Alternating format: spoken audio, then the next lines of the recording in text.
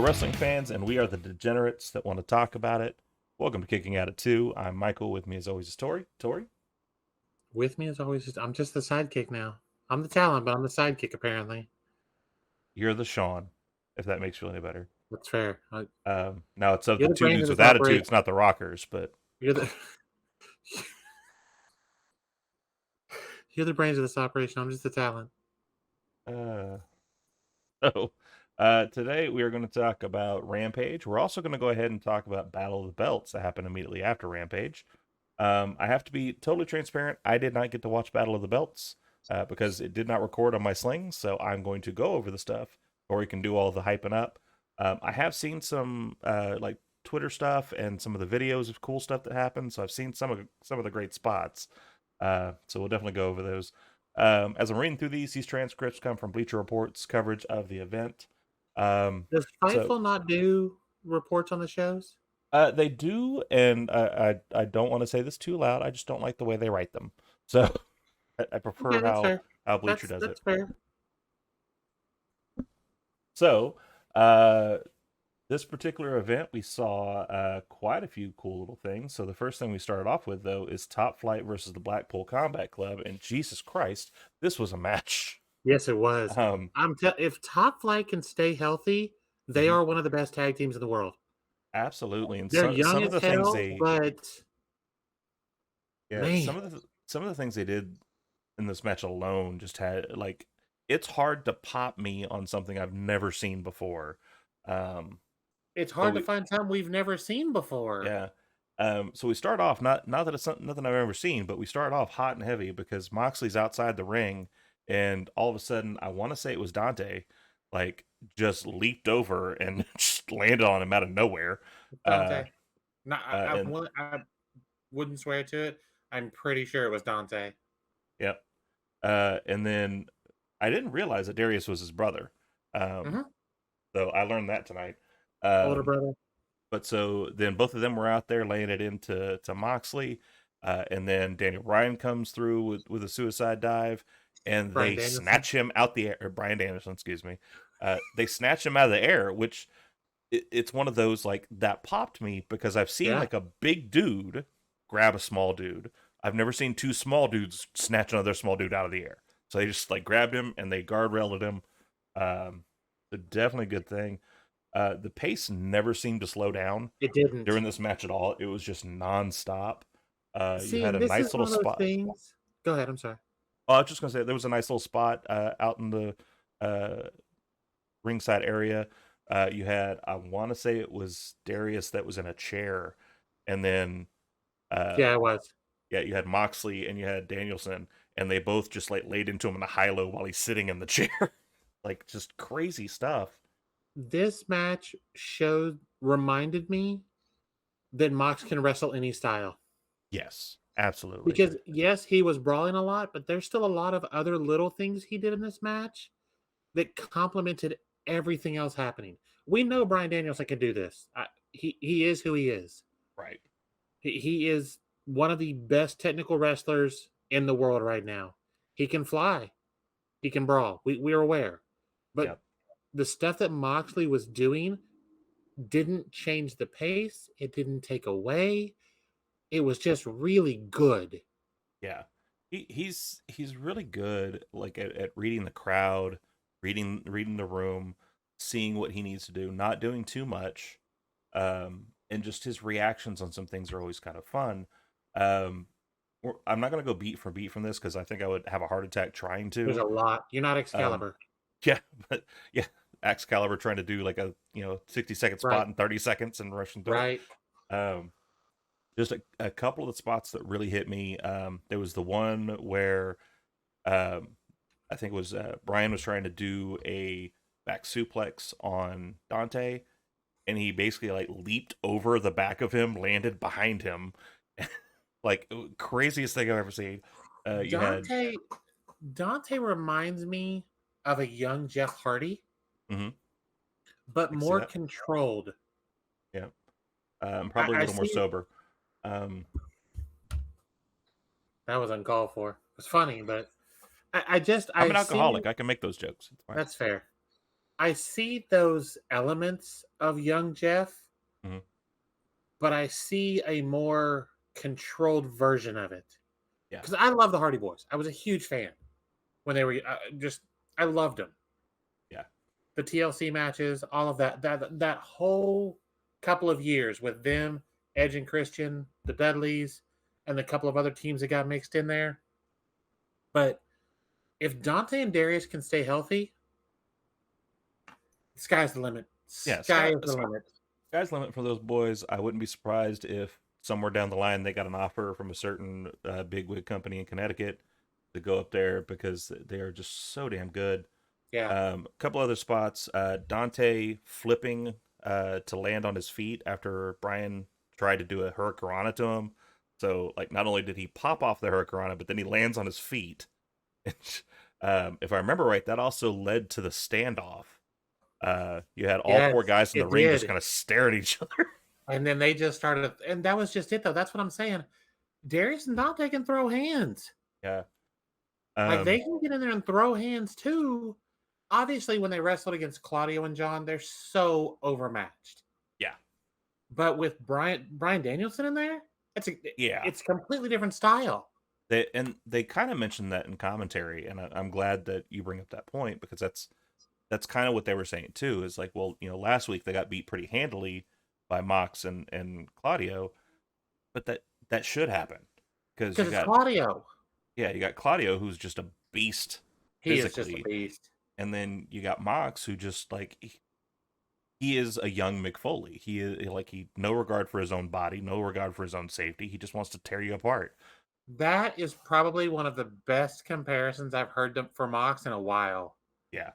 Darby reminds me a lot of Mick too. Yes. Mox reminds me of Cactus Jack. Darby reminds me of Mankind. Yeah. Which is crazy because it's the same person, but it was two completely different things. Yeah. So Mox is 100% a Cactus, Funk, guys like that. If he had been around when ECW was around, he'd have rolled that place. Oh, absolutely. He was definitely like I'm glad he's getting his due right now, but he's definitely one of those when he first came out and got big. Like to me, I always said he didn't get over because he was born too late. Yeah. If he would have been born in that 90s Attitude Era time frame, Jesus. Can you imagine? But think about this. Can you imagine Dante and Darius in WCW with the cruiserweights? Oh man. That would have been them and Eddie and Dean Malenko and Jericho and Juventud and Ray. Like, those matches would have been insane. Yep. Even more so than they already were. Yeah. Yeah, no, so, I gotcha. I really like Dante. When he's done it on his own, singles wrestler, he's lost most of his matches. He has. But it is always one of the best matches on the card. Yeah. It's definitely one of those, like, I want to say it was said later in the show. Actually, it was said in this the next match we're going to talk about that the people that lost this match also won the match. Absolutely, because at the end of this match, you cannot deny top 5. No, you can't.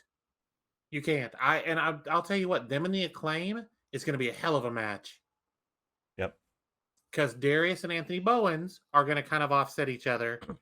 Max and Dante are going to be right there. Yeah, no, that's going to be chef's kiss. It's going to be so good.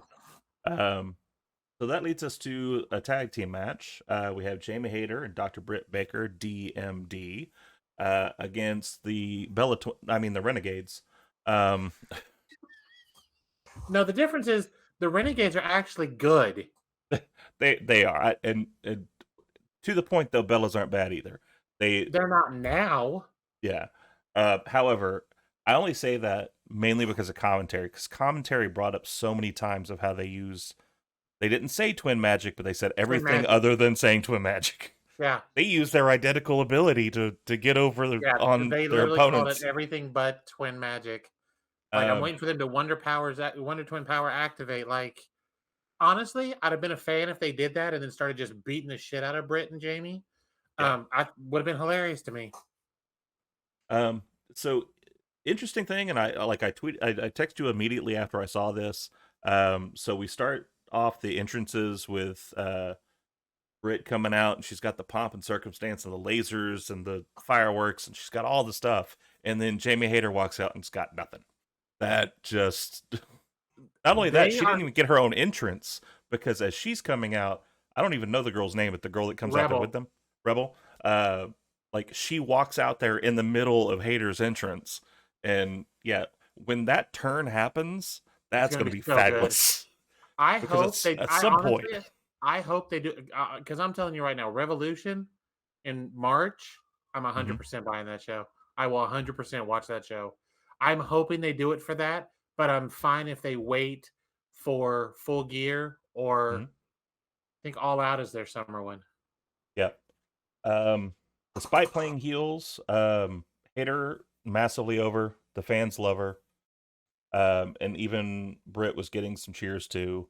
They always chant the DMD. Like it definitely, definitely. Even though they were heels, they were playing it off well. Um, Baker scored the win though for her team after a decent back and forth fight. It's a shame that it took place during the commercial break. Uh, Again, kind of a what? Like you couldn't time that just a little bit ag- differently? Again, why was this match not on Dark? Mm-hmm. I so I just looked at the list. Their next pay per view after Revolution is Double or Nothing. That's where that match needs to happen. Yeah. Britt Jamie needs to happen there. Yeah, which it would make sense because there's not really anybody lining up for it right now, especially because you got the Soraya Tony Sheeta thing that's being weird now, so they're not really in that circle, and Tony and Athena's Sheeta off is doing going to be ROH its own stuff. thing. Tony and Sheeta are about to go to war on each other, and that shit hmm is going to be so good. Um, Hater had a nice spot. She had a double suplex on both the twins. That's always an impressive spot to me because I know it's like 20% the person that that you're suplexing that's helping you out there, but to do that to two She's separate people and make it look good, oh she is easily one of the strongest women in the women's division. Jamie Hayter is so good. I cannot, like I said, I can't wait for that turn. Her and Britt are going to tear it up, and it's going to be great. yeah. That leads us to Preston Vance versus a local guy named Sonico. Um, it was a match just to put over the fact that he is tearing off the mask. That's all it is. Um, I'm not. I don't know. Is he going to go after Uno? Like is that where we're going with this? And he's going to I try to have tear a off Uno's feeling. mask? I have a feeling that's where we're going to head. I just don't care. I like Vance. I love Quarter. I loved him as 10. I loved all the stuff they did with him and Brody Jr., -1. I don't care. I literally, I don't give a shit.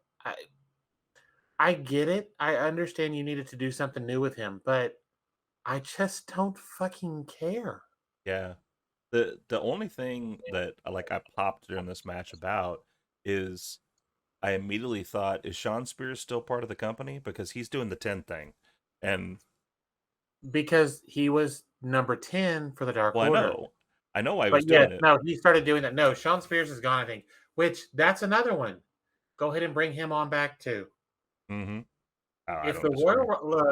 Look, if the Royal Rumble and we get number 10, I will 100% lose my shit Mm-hmm. for that. So I don't think it's well, we're gonna sidebar. I don't think it's not a possibility because I still say to this day, I think Breeze is still with the company. They have never Really? officially said it. Tyler Breeze, I think he's still with the company.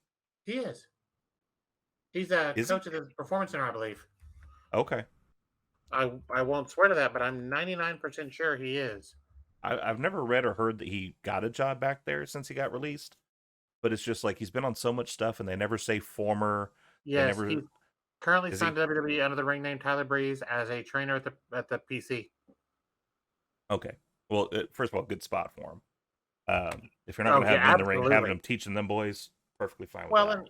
and him and Sean own that school? Yeah, flatbacks. Yeah.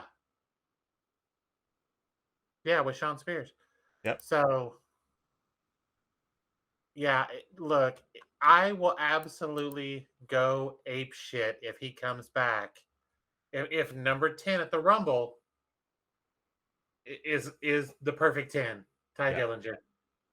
You could call him whatever absolutely. you want to, but if he's the perfect 10, Ty Dillinger, I am here for it. I immediately want him to have a title.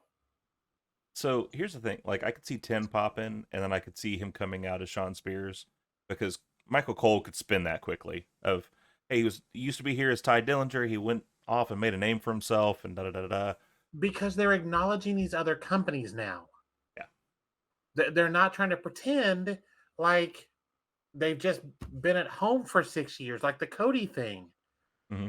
They straight up said he went out and made a name for himself around the world, Yep. wrestling for numerous organizations. Yep. You don't have to name them, but quit acting like you're the only game in town and nobody can get over anywhere but there. Yeah. I like the fact that they're naming him now though. Like they brought up Shinsuke and doing the stuff there, and they brought Pro up Wrestling Noah, Ken, yeah, and they brought up Ken doing his stuff in New Japan. Like, stop ignoring the fact that they're there. right? The fact that you're getting people that have made a name for themselves all over the world puts more stock in that person. I It agree. doesn't put less. So if you say, like, let's say for instance that we pick a name from AEW that comes over, any name, FTR. FTR comes back. These guys left WWE and got the ROH title. The you know it, they probably wouldn't say elite, but I would say that they went and at one point held 4 different major championships. yeah, That's how at I one would spin time, it. yeah. They became known as 7-star FTR because didn't they have 7 titles at one point? Or was it a Uh, total of 7 title reigns? no, I But think that if I remember right though, the 7-star thing was because of they're the first ones who went above the 5-star, oh, okay. and that's when we found out it wasn't a 5-star system this entire time. It was a 10-star system this entire time. But I just if you bring FTR back, if you want to make him the revival, make him the revival. Personal opinion, Mm-hmm. bring him back as Dax Harwood and Cash Wheeler FTR. Mm-hmm. I don't disagree. But like I bring that up just to say like that in itself to say these they made themselves the top of 4 different companies' divisions while they were gone. That immediately takes these people that you had putting itch cream in their crotch when you had them leave and trying to put them in clown costumes to a high-end tag team that is now coming to run your division. It makes them a threat. It raises their stock immediately just by saying where they came from. Just that simple. Yeah, I agree. I just Dash Wilder and Scott Dawson. I couldn't remember their damn WWE Yeah. names, but you don't need to do that. It's the same thing. Mm-hmm. Ty Dillinger Sean Spears has traveled the world and has now brought all of that talent back to the big show. Yeah. Call it whatever you want to call it. Well, and you could mention like who he's worked with because he worked with legends He's while worked he with was gone. he worked with Arn. He worked in Japan. I just stop acting like these people. The fact that we're not acting like this anymore is a good thing. Yeah. So I just, yeah, no, Preston Vance has been doing that for a little bit. And of course, the fans eat it up because the first thing that comes to mind is Ty Dillinger, Yeah. which, he was in the corner doing the punches and they started chanting the 10. And I'm like, Did you notice I said the Ocho? yes, yes. But I just, you're not him. I get it, but stop. So this brings us to a Rampage special, which is two dudes passed each other in the hallway, and now we have a main event match. So, because that's kind of what happened. Darby Allin was backstage for an interview, and Mike Bennett just comes up and runs his mouth, and it's like, all right, now we have a main event for tonight. Let's do this. Yeah, I need them to come up with better. I mean, Bennett made a point, and I get it. Yeah. They're in Seattle. Darby's not losing. That's why he won the damn title to begin with. So Allen wasted no time allowing people to challenge him for the title. I mean, that's good on him, I guess. He's Well, and that immediately was jumping in of when he had it the first time. He did that pretty much every show. Like yeah, anybody wants to come get it, come get it. So it makes a little more sense for Darby because he was basically the same as John Cena, the U.S. Open title, yeah. the U.S. title Open Challenge. He was the same thing with the TNT title. So it makes a little sense, but I still need them to do better, write something better. Yeah. So the first part of this match, weirdly enough, was a very technical based start to the match. I kind of liked it because it got like I haven't seen Darby do that a lot. And so showing that Darby can also wrestle on top of just Right. being a spot guy was kind of nice to see. Allen definitely played the underdog in this. Sonic. My God. Um, uh, he played the underdog really well, which it made sense because you had the more aggressive Mike Bennett, more powerful, bigger guy. So I mean, in that instance, it was mainly a normal Darby Allin match because he played the underdog, comes down from the top. So Allen was able to earn the victory with an Avalanche Code Red, followed by the coffin Nice. drop. It was a nice move. Um, Matt Taven was kind of funny outside because he was making fun of Allen. Matt Taven is. I have not watched a ton of Matt Taven stuff, but the little bit I've seen, that guy's good. Yeah. And he's good in the I can make anything look amazing way. Yeah, just a little bit I've seen of Taven. I'm impressed. I know he's a hell of a wrestler. I want to say he's been a world champion. I just personally haven't seen a ton of it. But yeah, no, Matt Taven is his facial expressions. He reminds me of Randy with the facial Yeah. expressions. So yeah, I can see that. but no, it was a great match. I enjoyed the hell out of Darby and Mike Bennett. Mike Bennett is a hell of a wrestler. Don't care who He you put him in is. there with. He is a hell of a worker. Yeah. You know, it's one of those. It's very sad that he didn't get his just due when he was in WWE. That they turned him into, for lack of a better term, a cuck. Like he was the dude that his wife beat on and made him do things, and it's just sad, absolutely I sad. agree. So that actually led us right into Battle of the Belts. They literally like said, "Stay with us." We saw We'll be the back in 30 seconds, 10 seconds, and yeah, here we go.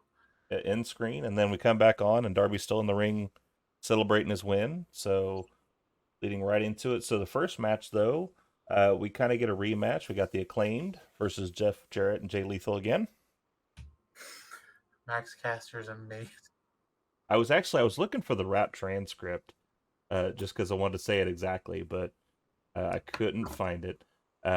But he basically says Jeff Jarrett's just as bad as Vince McMahon, and that made me pop. The fact that he mentioned Vince was hilarious too. Yeah.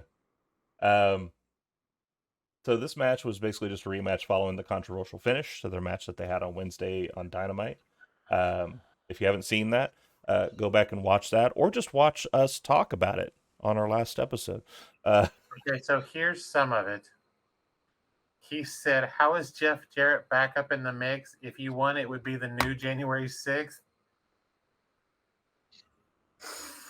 And then he said, "You're a stain on this business, man.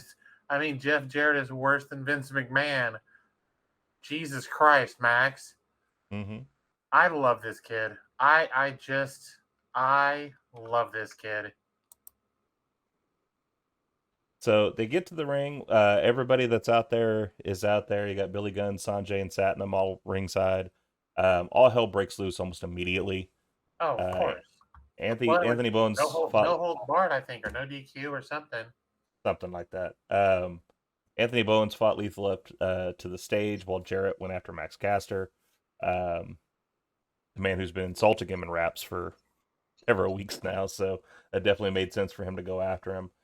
Um, I didn't see any like I saw the rap. I didn't see any of the spots in this particular match though, except for the very end where Aubrey Edwards shoves uh, Sadnum or Sanjay Dutt. Sanjay Dutt. So Jarrett brought in the guitar. It ended up in Billy's hands, and he hit Satnam with it, and it didn't really do anything. It was the big man taking the shot spot. That's because Jay he gets left on Honky top, Tonk too fast and didn't learn how to do that properly. right? Billy. Max had Jarrett, I think, in the figure four. Jay got up top, and I thought he was going to drop the elbow on Max. He dropped it on the ref.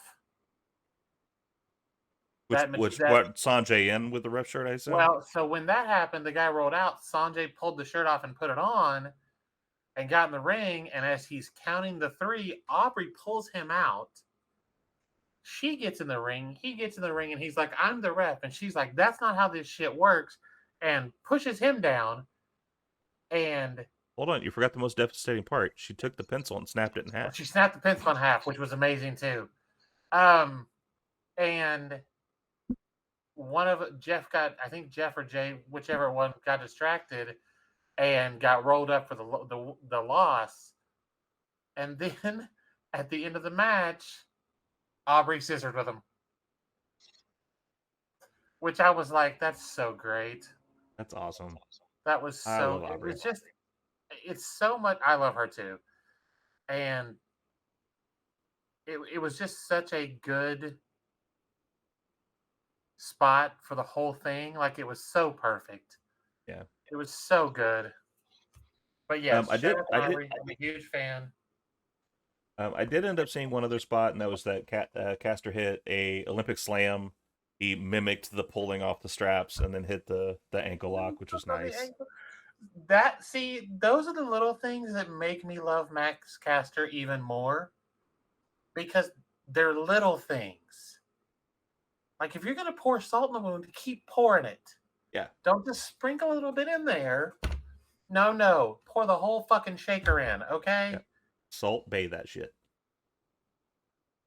Don't get me started on that guy. That leads us to what I'm sad I didn't actually get to see it, and I'm going to still try to find it on YouTube and actually watch this dang match, because Sky Blue looked actually impressive in the clips that I saw. This brings Jade Cargill versus Sky Blue for the TBS Championship. I've seen Jade in some matches where she's taken a little bit of punishment. I legit thought Sky Blue was winning this. Like, I legitimately thought, I'm like, because Red Velvet was at the top of the ramp. Mm-hmm. And I thought, if Red Velvet walks down here and smacks Sky Blue in front of the ref, Jade loses by DQ. She keeps the title, but the winning streak is out the door. Yep. And that's what I thought was going to happen. But no, Sky Blue looked great in this match. Yeah. I enjoyed the hell out of this match. So the spot that I saw was the ending sequence of it, where, what was it? Sky was coming off the top for like almost like a seated senton. Jade catches her and then wiggles her around, pops her in the air, catches her into what I know is the glam slam, but it's the Jaded. Like, no, it was absolutely beautiful. It was a hell of a transition. It was a hell of a transition. And the crowd went nuts for it. Oh, yeah, no. Because that pop was insane when she popped her up and then landed with her. The crowd was so into this match. Yeah. Like they're just dying for Jade to lose. Like the sooner this happens, honestly, at this point, I think they're going to get her to 49-0 or 50-0 and then Hmm. do it. Um, I 100% think Red Velvet's going to either cost her the record or be the one to end it. Um, and I think it's going to be some cheesy way where she doesn't win the title, but it stops the record, Yeah. She gets to like a hang that over her head for a while. count out, disqualification, something. Yeah. But no, Sky Blue looked amazing in this match, and I will no longer compare her to Blue Pants. Like she 100% came into her own in this match, Hmm. and I'm looking forward to see what she does. Yeah. I do read in here too that Velvet and Layla got into it. Layla came over and was mouthing off, and Velvet just smacked the shit out of her. Just open hand slap, but just bitch slapped her. Yeah. And I thought that's where it was. I thought that's what was going to happen was because Sky Blue was on the outside. So, and Velvet was kind of cheering her on. So I definitely think it's going to be interesting to see what happens. But no, Sky Blue looked so good in this match. Yeah. You I'll have to definitely go. need to find that match and Yeah. I'll have to go back and catch watch that that. one. Um, that leads us to Orange Cassidy versus Kip Sabian, which these two couldn't put on a bad match to save their life, I don't think. No, absolutely not. And they went above and beyond. Yeah. So it says here early in the match, Ford and the Bunny got between the competitors to give Sabian an advantage.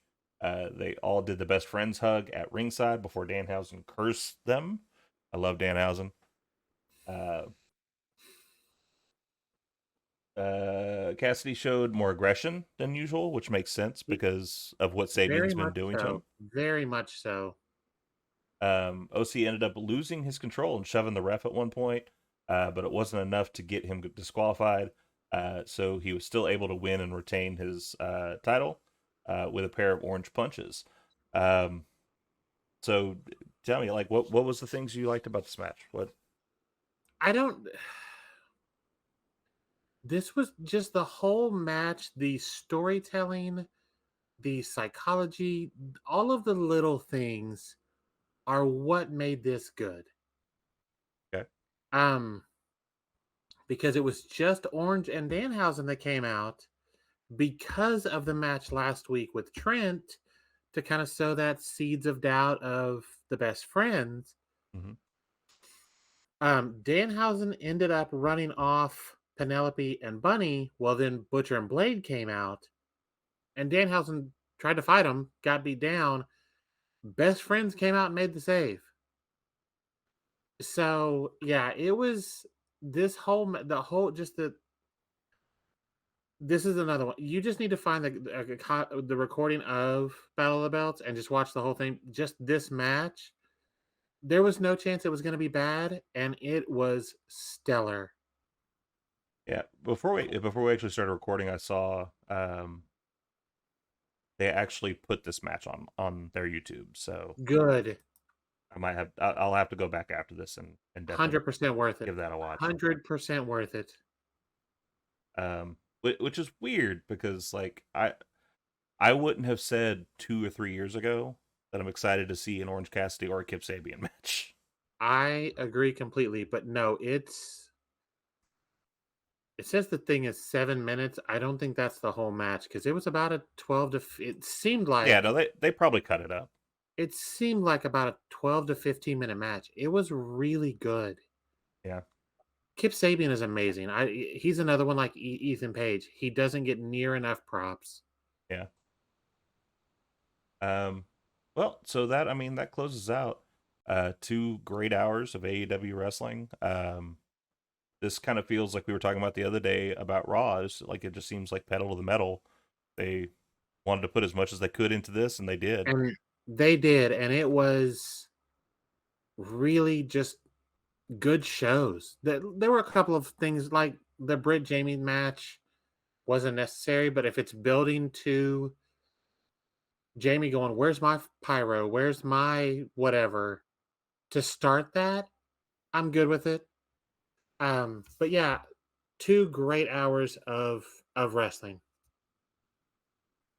Absolutely. All right. Well, that wraps us up on this episode talking about AEW Rampage and Battle of the Belts. Thanks for spending your time with us. If you are enjoying our podcast, please support us, share this episode, share our channel with other people. Hit us up on our socials down here below.